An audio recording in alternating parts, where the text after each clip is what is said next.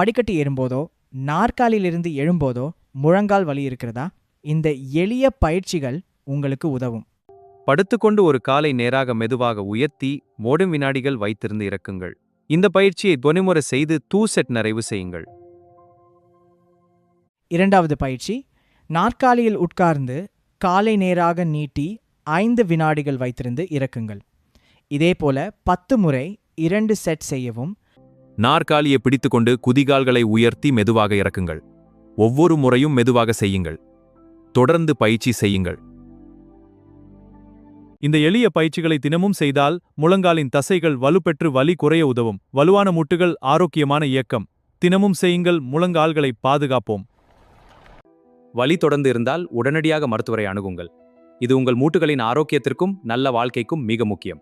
எங்கள் கிளினிக்கில் ஆன்லைன் ஆலோசனைக்கு இப்போதே முன்பதிவு செய்யுங்கள்.